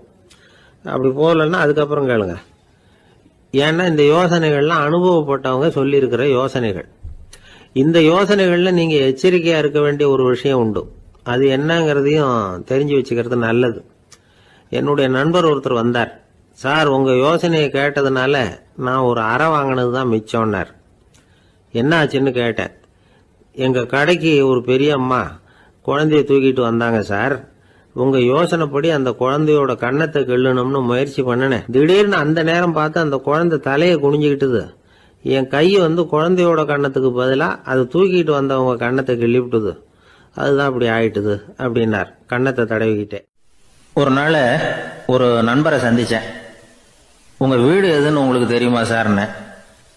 அவர் என்ன ஒரு மாதிரியா பார்த்தார். அப்புறம் சொன்னார், தெரியும் அப்படின்னாரு. சரி, உங்க தொலைபேசி எண் உங்களுக்கு தெரியுமான்னு. அதுவும் தெரியும்னார். உங்க மனைவி மக்கள் யார் யாருன்னு உங்களுக்கு தெரியுமான்னு கேட்டேன். என்ன ஒரு மாதிரியா பார்த்தார். அப்புறம் சொன்னார், அதுவும் தெரியும் சார் அப்படின்னார். சரி, நீங்க யாருன்னு உங்களுக்கு தெரியுமான்னு கேட்டேன். இப்பதான் அவர் முழிக்க ஆரம்பிச்சார். அவர் மட்டும் அப்படி இல்லை, நாம எல்லாருமே அப்படிதான். எதிரில் நிக்கிறது யாருங்கிறது தெரியும், நாம யாருன்னு நமக்கு தெரியாது. உண்மையிலேயே நாம யார்? இந்த கேள்விக்கான பதில தான் வாழ்க்கை பூரா நாம தேடிட்டு இருக்கிறோம். புத்தர் என்ன சொல்றாரு தெரியுமா?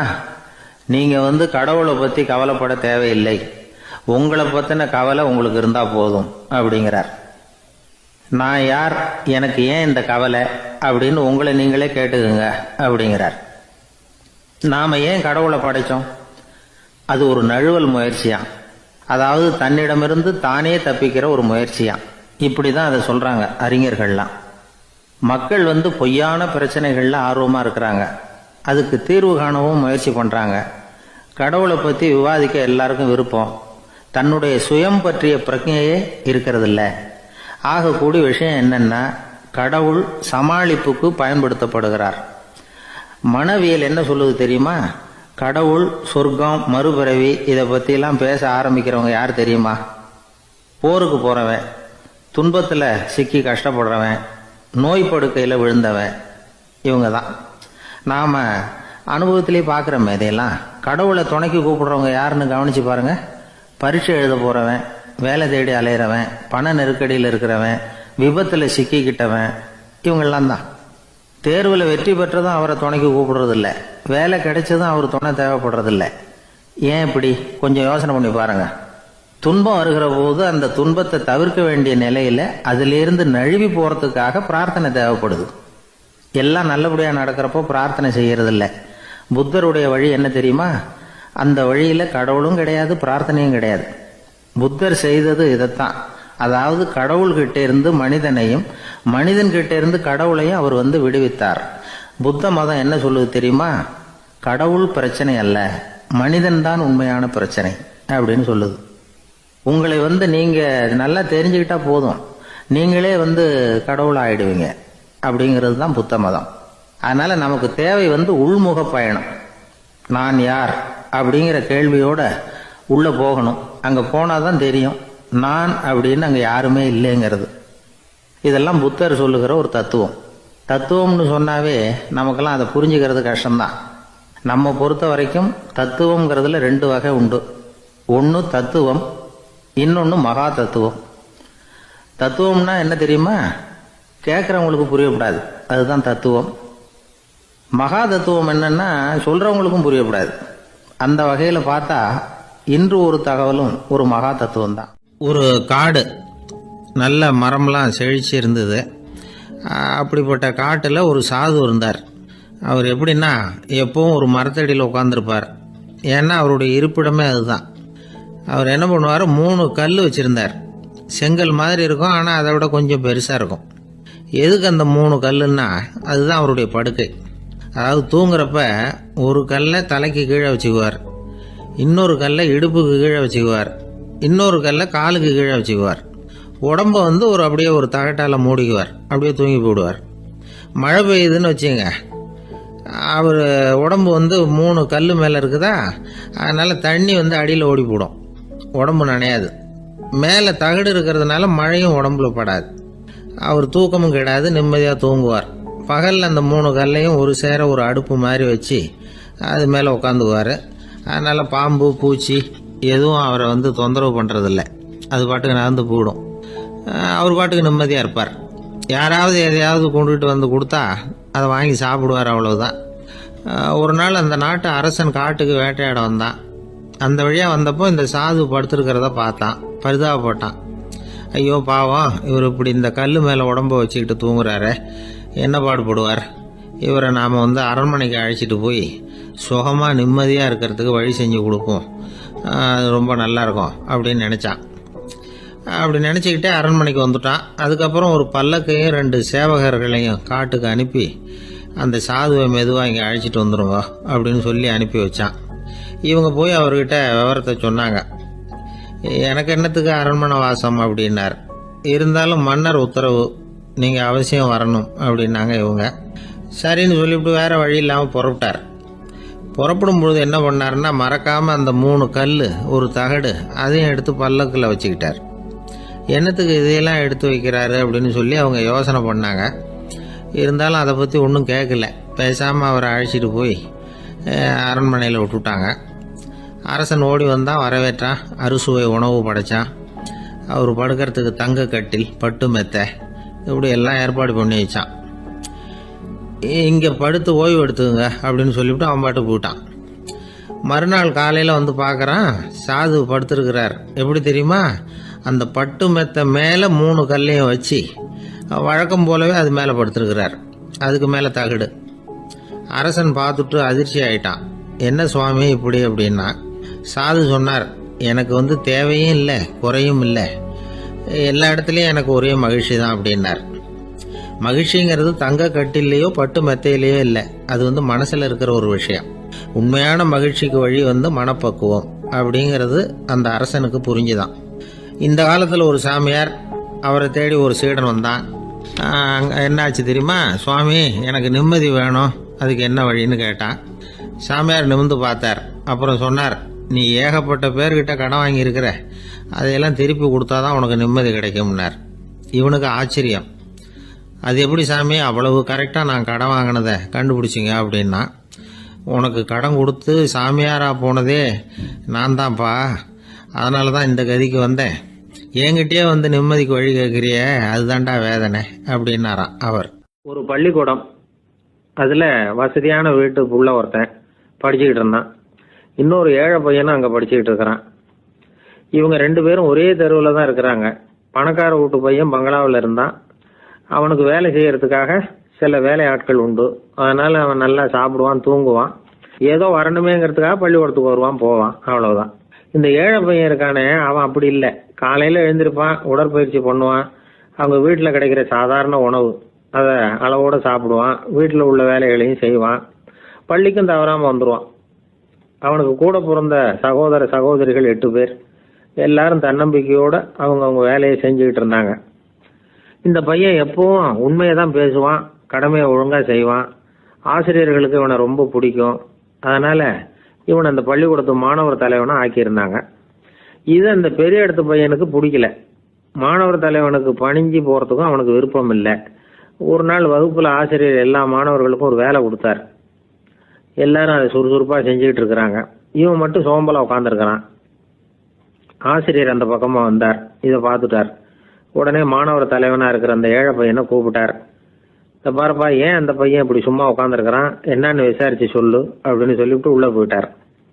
இவன் மெதுவாக போய் அவன்கிட்ட விசாரிச்சான், ஏன் இப்படி சோர்ந்து போய் உட்காந்துருக்கிற அப்படின்னு. அவன் ரொம்ப அலட்சியமாக அவனை திரும்பி பார்க்குறான். என்னோட சிரமம் உனக்கு என்ன தெரியும்? வீட்டில் என்னுடைய சௌகரியங்களை கவனிக்கிற வேலையாட்கள் 2 பேரும் இன்னைக்கு வேலைக்கு வரல. அதனால என்னோட வேலையெல்லாம் நானே கவனிக்கிற மாதிரி ஆயிட்டுது. அதனால சோர்ந்து போட்டேன் அப்படின்னு நான். அப்புறம் கேட்டிருக்கான், அது சரி, உன்னுடைய வீட்டில் உன்னுடைய வேலைக்காரங்க வராத போது நீ எப்படி சமாளிக்கிற அப்படின்னு கிண்டலாக கேட்டிருக்கான். அதாவது இவன் ஏழைங்கிறதையும் இவன் வீட்டில் வேலை செய்யறதுக்கு யாரும் இல்லைங்கிறதையும் இப்படி சொல்லி கிண்டல் பண்ணுறான். இந்த ஏழை பையனுக்கு இது புரிஞ்சுது, மனசு வேதனை போட்டுது. இருந்தாலும் வெளியில காட்டியாம சிரிச்சுக்கிட்டே சொன்னானா, எனக்கு அந்த கவலையே கிடையாது. என்னுடைய உதவிக்கு நான் நினைச்ச உடனே என்னுடைய காரியத்தை செய்யறதுக்கு 8 பேர் எப்பவும் தயாரா இருப்பாங்க அப்படின்னு நான். இவன் இப்படி சொன்னதும் அவனுக்கு ஒரு மாதிரி ஆயிட்டுதான். தலையை குனிஞ்சுக்கிட்டே போயிட்டான். உள்ளே உட்காந்துருந்த ஆசிரியர் காதுல இது விழுந்தது. உடனே இந்த ஏழை பையனை உள்ள கூப்பிட்டு போனாரு, கேட்டாரு, என்னப்பா அப்படி சொல்ற? இவன் பொய் சொல்ல மாட்டாங்கிறது அவருக்கு தெரியும். அவனை சமாளிக்கிறதுக்காக இப்படி ஒரு பொய்யை சொல்லியிருப்பாங்கிறதையும் அவரால் ஏற்றுக்க முடியல. ஏன்பா நீ நினைக்கிற காரியத்தை செய்ய 8 பேர் தயாரா இருக்கிறதா சொன்னிய, உன்னுடைய சகோதர சகோதரிகளை குறிப்பிட்டு அப்படி சொன்னியா அப்படின்னு கேட்டார். இல்லைங்க ஐயா, நான் அவங்கள குறிப்பிட்டு அப்படி சொல்லலைன்னா. அப்படின்னா பொய் சொன்னியா? இந்த சின்ன விஷயத்துக்கு அப்படி பொய் சொல்லலாமான்னார். ஐயா நான் பொய்யும் சொல்லலைன்னா. இவன் அப்படின்னா நீ சொன்னதுக்கு என்ன அர்த்தம்னார். இப்போ அந்த பையன் சொல்றான், ஐயா நான் நினைக்கிறத செய்து முடிக்க என் கூட இருக்கிற அந்த 8 பேர் யாருன்னா 2 காலு 2 கை வாய் மூக்கு கண்ணு காது ஆக மொத்தம் 8. இவங்க தான் இந்த வேலை ஆட்கள். நான் சொல்றதை செய்யறதுக்கு, நான் சொல்றதை கேட்கறதுக்கும் செய்யறதுக்கும் அவங்க எப்பவும் தயாரா இருக்காங்க. அந்த அளவுக்கு என்னுடைய பயிற்சிகள் பழக்க வழக்கங்கள் மூலமா அவங்கள நல்ல நிலைமையில வச்சிருக்கிறேன் அப்படின்னா. இந்த கதையை சுவாமி சின்மயானந்தர் சொல்றது வழக்கம். இயற்கை நமக்கு கொடுத்திருக்கிற வேலையாட்கள் இந்த 8, இவங்களை நல்ல முறையில வச்சிருந்து வேலை வாங்க வேண்டியது நம்முடைய கடமை. அந்த கடமையை ஒழுங்கா செஞ்சுக்கிட்டு வந்தா வாழ்க்கையில வெற்றி நிச்சயம், இல்லைன்னா குழப்பம்தான். புத்தி சரியா இல்லைன்னா இந்த வேலையாட்கள் நாம சொல்றதை கேட்க மாட்டாங்க. ஒருத்தன் குடி போதையில தள்ளாடி தள்ளாடி போய் ஒரு மரத்துல முட்டிக்கிட்டானான். தலையில கட்டு போட்டுக்கிட்டு மறுநாள் வந்திருக்கான். ஏன்டா இப்படி பண்றேன்னு கேட்டிருக்காங்க. நான் ஒதுங்கி போன்னு தான் சொன்னேன், அது கேட்கல அப்படின்னு இருக்கான். எது கேட்கல? உன்னோட காலா அப்படின்னு கேட்டிருக்காங்க. இல்லைங்க அந்த மரம் அப்படின்னு நான். எப்படின்னா ஒரு 600 வருஷத்துக்கு முன்னாடி மனுஷனுக்கு இருந்த நெருக்கடி இருக்கு பாருங்க. ஒரு 600 வருஷத்துக்கு முன்னாடி மனுஷனுக்கு எவ்வளவு நெருக்கடி இருந்ததோ அது போல் 40 பங்கு இப்போ அதிகமாயிட்டு தான் கண்டுபிடிச்சி சொல்லியிருக்கிறாங்க. அவ்வளவு நெருக்கடிக்கு மத்தியில் நாம் வாழ்ந்துக்கிட்டு இருக்கிறோம். ஒரு 600 வருஷத்துக்கு முன்னாடி என் தலையில் 1 கிலோ வச்சுக்கிட்டு நின்னேன்னு வைங்க, இப்போ 40 கிலோ வச்சுக்கிட்டு நிற்கிறேன். அப்படி ஒவ்வொரு மனுஷனுக்கும் வாழ்க்கையில் நெருக்கடி அதிகமாக போச்சு. இப்போ இந்த நெருக்கடியில் முன்னாடிலாம் யாரோ ஒருத்தர் தான் தியானம் பண்ணுவாங்க. தியானம்னா ஒருத்தர் 2 பேர் காட்டுக்கு போய் தியானம் பண்ணிகிட்டு இருப்பாங்க 600 வருஷத்துக்கு முன்னாடி. இப்போ வீட்டுக்கு வீடு தியானம் நடக்குது. ஏன்னா அந்தளவுக்கு வாழ்க்கையில் ஒரு நிம்மதி வேணும் அப்படின்னு சொல்லி பண்ணிட்டாங்க. அதுக்கு தான் இயற்கை கொடுத்துருக்கிற ஒரு இயற்கையான வைத்தியம்தான் சிரிப்புங்கிறது. இதை பற்றி பெரியவங்கள்லாம் இப்போ ஆராய்ச்சி பண்ணிகிட்டு இருக்கிறாங்க.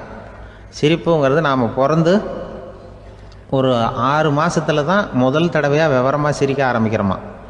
நம்ம பிறந்து 6 மாதத்துக்கு, அதாவது முதல் தடவை சிரிக்க ஆரம்பிக்கிறது ஒரு 6ஆவது வாரம், 1.5 மாதத்தில் தான் குழந்தை வந்து விவரமாக சிரிக்க ஆரம்பிக்குது. அப்புறம் அப்படியே சிரிக்க ஆரம்பிக்கிறோமா.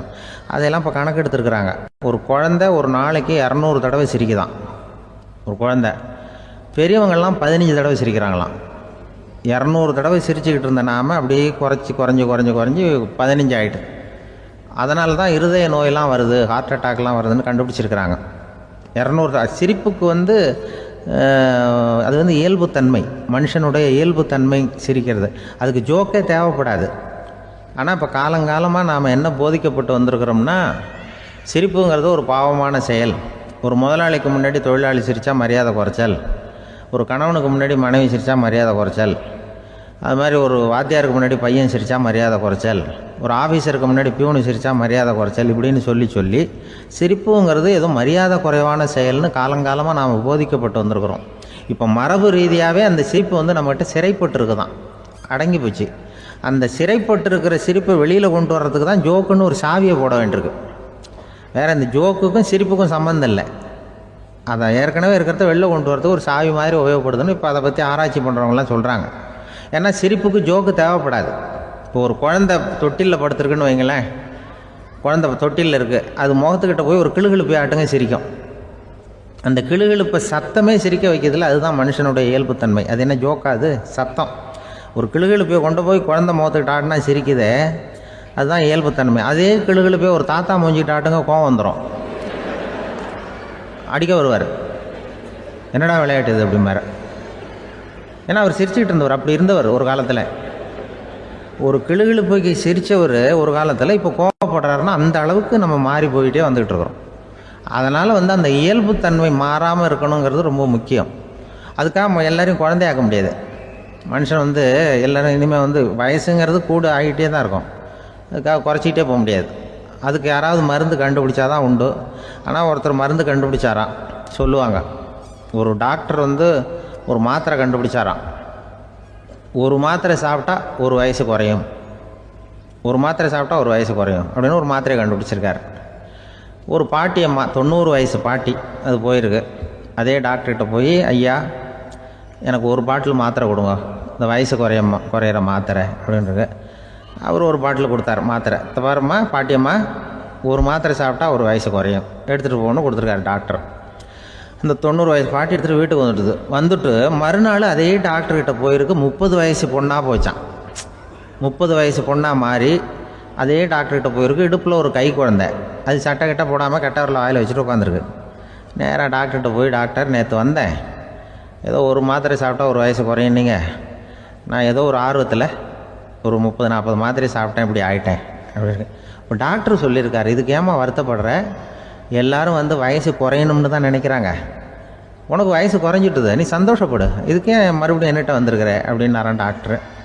அப்போ அந்த அம்மா சொல்லித்தேன், அதை என்னை பற்றி பரவாயில்ல டாக்டர், என் இடுப்பில் பாருங்கள் கை குழந்தை, இது சட்டை கிட்ட போடாமல் உட்காந்துருக்கு, கட்டவரில் வேலை வச்சுட்டு உட்காந்துருக்கு, இது ரொம்ப ஆர்வத்தில் ஒரு 70 மாத்திரையை சாப்பிட்டு விட்டுது, இது என் வீட்டுக்காரரு. இவர் இடுப்பை விட்டு கீழே இறங்க மாட்டேங்கிறாரு. நான் எதையாவது கொடுத்து இனிமேதான் வயசை கூட்டி இறக்கி விடுவேன் டாக்டர் அப்படின்னு தான். அவர் ஏதோ நமக்கு இதுக்கும் சம்மந்தம் இல்லைங்கிறது மாதிரி கட்டாரில் வச்சுட்டு அவர் பாட்டு உட்காந்துருக்கார். ஏதோ நமக்கு இந்த உலகமே இல்லை, நமக்கு சம்மந்தம் இல்லைங்கிற மாதிரி உட்காந்துருக்காரு. இப்படியே நான் தூக்கிட்டு எங்கே அலையிறது அப்படின்னு தான். அதனால் வயசை குறைக்கிறது இயற்கைக்கு விரோதமாக நாம் பண்ண முடியாது. ஆனால் இந்த இயல்புத்தன்மை மாறாமல் வச்சுக்கலாம். குழந்தை மாதிரி மாற முடியாதே தவிர அந்த குழந்தை தன்மையோடு வாழறதுக்கு கற்றுக்கணும். அதுதான் வாழ்க்கையில் இன்பமாக வாழறதுக்கு வழி. குழந்தைத்தனமாக இருக்கக்கூடாது, குழந்தை தன்மையோடு இருக்கணும்னு சொல்லுவாங்க. குழந்தை தன்மைங்கிறது வேறு, குழந்தைத்தனம்ங்கிறது வேறு. அப்படி ஒரு மாத்திரை கண்டுபிடிச்சிட்டா இப்போ யாராவது ஒருத்தவங்க இடுப்பில் குழந்தைய தூக்கிட்டு போனால் போய் கேட்கணும், ஏம்மா இது ஏன் வீட்டுக்காரரா உன் குழந்தையா அப்படின்னு கேட்டு அதுக்கப்புறம் அவருக்கு வணக்கம் சொல்லணும். இப்படிலாம் ஆகிடும் நிலைமை. இயற்கையை நம்ம மாற்ற முடியாது, அதுக்கு தகுந்தாப்புல தான் நாம் பண்ணணும். குழந்தை தன்மையோடு வாழறதுக்கு குடும்பத்தில் குழந்தை தன்மைங்கிறது எப்படின்னா, இப்போ சில பேருக்கு அந்த குழந்தைத்தன்மை உண்டு. ஒரு வீட்டில் ஒரு புள்ள படுத்துருக்கு, அம்மா எழுப்புறாங்க, காலேஜுக்கு நேரமாச்சு எழுந்திருப்பா, காலேஜுக்கு நேரமாச்சு எழுந்திருப்பா அப்படின்ட்டு. அந்த அம்மா அந்த புள்ள சொல்லியிருக்கு, ஐயோ எனக்கு காலேஜுக்கு போகிறதுக்கே பிடிக்கலம்மா, என்னை தொந்தரவு பண்ணாத, காலேஜுக்கு போகிறதுக்கு எனக்கு பிடிக்கல அப்படின்னு தான். அப்போ அந்த அம்மா சொல்லியிருக்கு, ஏன் உனக்கு காலேஜுக்கு போகிறதுக்கு பிடிக்கல, கல்லூரிக்கு போகிறதுக்கு, அதுக்கு 2 காரணம் சொல்லு அப்படின்னு இருக்கா. அப்போ அந்த புள்ள சொல்லிச்சான், ஏன் பிடிக்கலன்னா, கல்லூரியில் இருக்கிற வாத்தியாருக்கும் என்னை பிடிக்க மாட்டேங்குது, ஆசிரியர்களுக்கும். 2வது காரணம், கல்லூரியில் படிக்கிற மாணவர்களுக்கும் என்னை பிடிக்கல, அதனால் நான் காலேஜுக்கு போக மாட்டேன்ற குழந்தை புள்ள சொல்லியிருக்கு. அம்மா அப்படிலாம் நீ இதுக்காக போகாமல் இருக்கக்கூடாது, நீ போய் தான் ஆகணும் அப்படின்னு பிடிவாதமாக அந்த அம்மா பிள்ளைய எழுப்புனாங்களாம். சரி நான் எதுக்கு காலேஜ் போகணும்னு சொல்கிறேன், அதுக்கு நீ 2 காரணம் சொல்லு அப்படின்னு தான் அந்த புள்ள. அப்போ அந்த அம்மா சொன்னாங்களாம், நீ ஏன் காலேஜுக்கு போகணும்னா, முதல் காரணம் உனக்கு வயசு 52, 2வது காரணம் நீ தான் பிரின்சிபால் அப்படின்னு தான். என்ன இருந்தாலும் அவங்க அம்மாவுக்கு அது புள்ள தானே, அதுதான் குழந்தை தன்மை.